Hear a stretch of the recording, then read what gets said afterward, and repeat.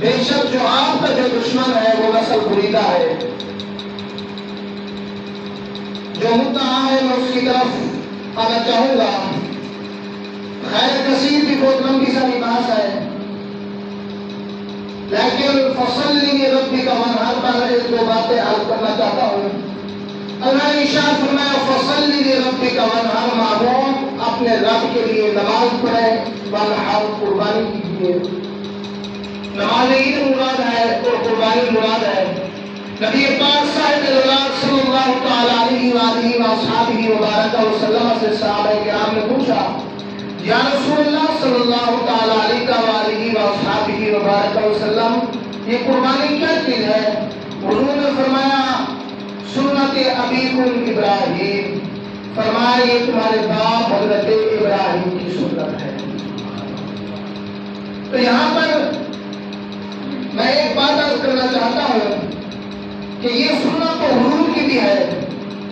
حضور فرما سکتے تھے سنتی و سنت ابیکم ابراہیم، میرے غلاموں یہ میری بھی سنت ہے، تمہارے باپ ابراہیم کی بھی سنت ہے.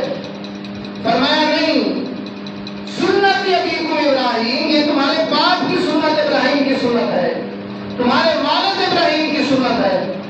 تو اب نبی پاک صاحب صلی اللہ تعالی علیہ وآلہ وبارک وسلم کہ قربانی مبارک کرنے کا جو طریقہ مبارکہ تھا، آقا کریم علیہ السلام ہر سال 2 قربانیاں کیا کرتے تھے. کتنی قربانیاں؟ اگر بکرے ہوں تو 2 ذبح کرتے، اگر مینے ہوں تو 2 ذبح کرتے. تو حضور علیہ السلام سے پوچھا گیا یا رسول اللہ صلی اللہ علیہ وسلم یہ آپ 2 کیوں ذبح کرتے ہیں؟ ایک تو آپ کی قربانی ہو گئی، دوسری؟ تو فرمایا دوسری میں اپنی غریب امت کی طرف سے قربانی کر رہا ہوں. کیا فرمایا؟ میں اپنی غریب امت کی طرف سے قربانی کر رہا ہوں. اب حضور کا امت سے پیار دیکھیے. ہم تو ہر جگہ بھائی، چاہے وہ قربانی ہو، چاہے وہ محرم ہو، چاہے کوئی اور مہینہ ہو، یا محبت مصطفیٰ یا حضور کی اپنی امت سے محبت بیان کرتے ہیں. لیکن یہ کون سا امتی ہے کہ نبی کی محبت کے لیے، نبی کا ذکر سننے کے لیے، نبی علیہ السلام کی سنتوں پر چلنے کے لیے اس کے پاس وقت بھی نہیں، یہ چل ہی نہیں سکتا، دین پر چلنا مشکل ہے اس کے لیے. حضور ہر جگہ ہر میدان میں ہمیں نہ بھولے. یہ کیسا امتی ہے جو حضور کو بھول جائے؟ تو پھر نبی پاک صلی اللہ علیہ وسلم 2 قربانی فرمایا کرتے تھے. فرمایا ایک میری طرف سے، ایک میری غریب امت کی طرف سے. ایک کچھ حدیث میں آیا فرمایا میری اہل بیت کی طرف سے. اب نبی پاک صلی اللہ تعالی علیہ وآلہ وبارک وسلم نے حضرت مولا کائنات شیر خدا تاجدار حلقہ سیدنا علی المرتضی کرم اللہ وجہہ الکریم کو آپ نے وصیت فرمائی. فرمایا اے علی، آپ نے بھی جب تک زندہ رہنا ہے 2 قربانیاں کرنی ہیں.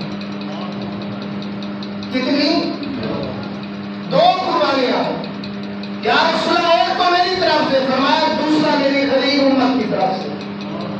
یہ حضرت علی کو حضور وصیت فرمایا. فرمایا ایک اپنی طرف سے کرنا، ایک میری غریب امت کی طرف سے. اور یہاں پر ایک مسئلہ بھی عرض کرتا چلو، قربانی کرنے کے لیے صاحب نصاب ہونا ضروری ہے. صاحب نصاب ہونا ضروری ہے، یعنی جس شخص کے پاس زکات ادا کرنے کی رقم ہے، زکات صاحب نصاب سے مراد یہ ہے کہ زکات اس پر فرض ہے. جس پر زکات فرض ہے اس پر قربانی بھی فرض ہے. تو نبی پاک صلی اللہ تعالی علیہ وآلہ وبارک وسلم کو ساری زندگی مالک نصاب ہوئے بھی نہیں.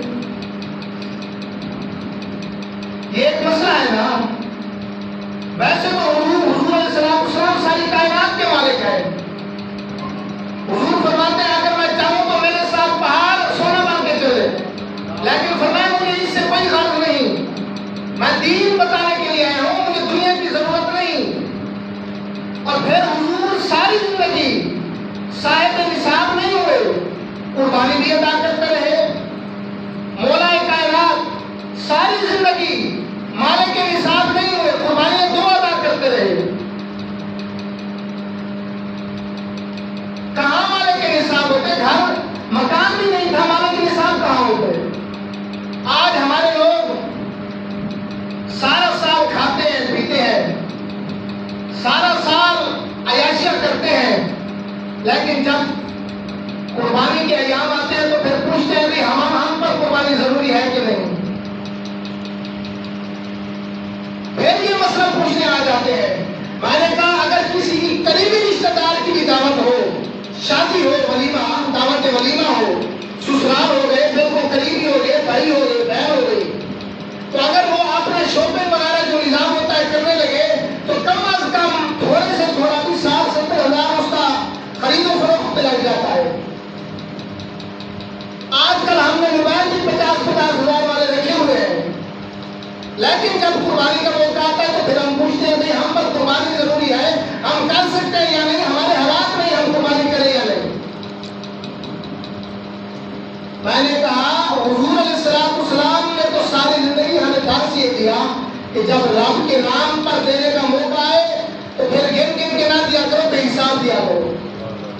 لا یسألون الناس الحافہ. یہاں پر بھی ایک بات اور کرتا ہوں. حضور علیہ السلام نے حضرت ام سلمہ، آپ کی زوجہ محترمہ ہے، ام المؤمنین ہے، آپ نے ام المؤمنین کو فرمایا اے میری گھر والی، جب رب کے نام پر دینے کی باری آئے تو بے حساب دیا کرو، لیکن جب تمہارے پاس نہیں ہوگا تو پھر رب تمہیں بھی بے حساب عطا فرمائے گا. آج جب رب کے نام پر دینے کی باری آئے ہم کہیں تو پھر لوگوں کو مسائل پیدا ہوتے ہیں. میں نے کہا سنت ابراہیمی یہ بھی ہے کہ جب رب کے نام پر دیا جائے تو ابراہیم سارا کچھ عطا فرما دیتے ہیں. سبحان اللہ تو کہہ دیجیے. جب رب کے نام پر سوال کیا جائے تو ابراہیم سارا کچھ قربان کر دیتے ہیں. میں نے کہا یہ کون سا ابراہیمی کہنے والا اور ابراہیم کی سنت کو کہتا ہے میں زندہ کرنے والا ہوں، جب رب کے نام پر مانگا جائے تو پھر کہتا ہے حالات ہی ٹھیک نہیں. لیکن میں نے ایک مسئلہ بیان کرنا ہے، بات آپ کو سناتا نہیں. ابراہیم علیہ السلام نے کس طرح رب کے نام پر دیا، یہ بہت لمبی بات ہے. اب ایک مسئلہ یہ ہے، ہمارے علماء نے لکھا ہے کہ قربانی کے 3 حصے کر سکتے ہیں. کتنے؟ ایک اپنے لیے، ایک رشتے داروں کے لیے، سب جانتے ہیں آج کا تو ہر بندہ ویسے مفتی ہے. ایک گھر والوں کے لیے، ایک عزیز و اقارب کے لیے، اور ایک کن کے لیے؟ غیر آباد کے لیے. ایک بندہ کہنے لگا بھائی اگر رشتہ داروں کا اور جو غریبوں کا ہے وہ بھی رشتہ داروں کو دے دیں، تیسرا حصہ تقسیم جو کرنا ہے وہ بھی رشتہ داروں کو دے دیں تو پھر اس سے کوئی فرق تو نہیں پڑتا. میں نے کہا تینوں حصوں گھر میں رکھ کر قربانی کے لیے ہو جائے گی. 3 کے 3 حصے گھر میں رکھو، قربانی ہو جائے گی. لیکن قربانی کا مقصد یہ تو نہیں، قربانی کا مقصد یہ تو نہیں کہ رشتہ داروں میں بانٹو یا اپنے گھر میں فریقے جو ہے وہ بھر کے رکھو. آج کل کے حساب کے مطابق میڈل کلاس جو بندہ ہے اس کے گھر میں بھی ہفتے میں 2 دن گوشت پاتی جاتا ہے. ایسے ہے نا، ایسے ہے بھائی، گوشت پکتا ہے نا. لیکن ہم جب بھی دیں گے یا اپنی خریدے پہلے سیٹ کرتے ہیں یا اسے دیں گے کہ گوشت کا حصہ گھر والے کو کہیں گے کہ رکھ لے، جب ہمسائے کے گھر سے پلیٹ آئے گی تو تو بھی پلیٹ چھوڑ دینا. یہ بیماری ہے ہم میں. آج لا یسألون الناس الحافہ پر میں بات کر رہا تھا. آج اس چیز کی ضرورت ہے. جو سفید پوش ہے بعض اوقات ان کے حالات ایسے ہو جاتے ہیں وہ بیچارے قربانی نہیں کر سکتے. آپ پتہ کریں کہ اسے قربانی کی ہے یا نہیں، اس کے حالات کیسے ہیں، ان کے گھروں میں حصہ پہنچا ہے. لیکن ہماری بیماری تو یہ ہے کہ جہاں سے آئے گا وہاں دیں گے، یا جو اپنا بالکل قریبی ہے وہاں دیں گے. بھائی قربانی کا مطلب اور مقصد یہ نہیں، قربانی کا مقصد یہ ہے غریبوں تک اس کا حق پہنچاؤ۔ قربانی تو ہو جائے گی، سارا خود ہی کھا لو، اس سے تو کوئی فرق نہیں پڑتا، لیکن لا یسرون الناس الحافا، لوگ شاپر اٹھا کر خود مانگنے جاتے ہیں۔ اللہ نے فرمایا ایسا نہ کرو، ایسا کچھ لوگ کہتے ہیں بھائی فلاں آدمی ہے، اس نے قربانی کی ہے، ٹائم یا پورا ہو گیا ہے، معلوم کے ساتھ 2-3 منٹوں پر اس نے قربانی کی ہے، اس کے اتنے جانور تھے، پتہ نہیں اس نے کہاں دیا، ہم تک تو اس کا حصہ نہیں پہنچا۔ بھائی آپ قربانی اس نے کی ہے نا، قربانی اس نے کی ہے، جانور بھی اسی کا ہے، پیسے بھی اس نے لگائے، تجھے کیا غرض؟ تجھے کیا غرض؟ جہاں بھی لگائے نہیں لگایا تو خدا تو پوچھے گا اس سے، بھائی غریب کا حق تمہیں کیوں نہیں دیا؟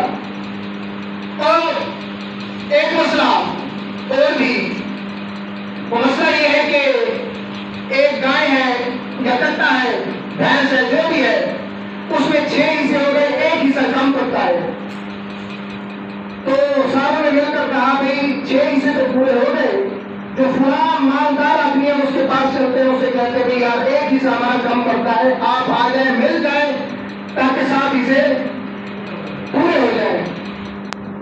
اب وہ آگے سے کہتے ہیں جو مالدار آدمی ہے، وہ کہتا ہے بھائی یار میں نے قربانی کے لیے 4 بکرے لے لیے ہیں، ضرورت تو مجھے نہیں ہے، ضرورت مجھے 4 بکرے میں نے لے لیے، ضرورت مجھے نہیں ہے، چلو ایسے کرتے ہیں اس میں بھی حصہ دار کر دیں، تمہارے حصے پورے ہو جائیں گے، چلو ٹکا وغیرہ کباب وغیرہ کھا جائے گا، یہ کہتے ہیں۔ تو اب جو 6 تھے ان کی نیت تھی قربانی کی، 7واں ہے اس کی نیت ہو گئی گوشت کی، ٹکے کی قربانی اور کباب کی، جو 6 تھے ان کی بھی قربانی ختم، جو 6 تھے ان کی قربانی بھی ختم اس 7ویں کی وجہ سے۔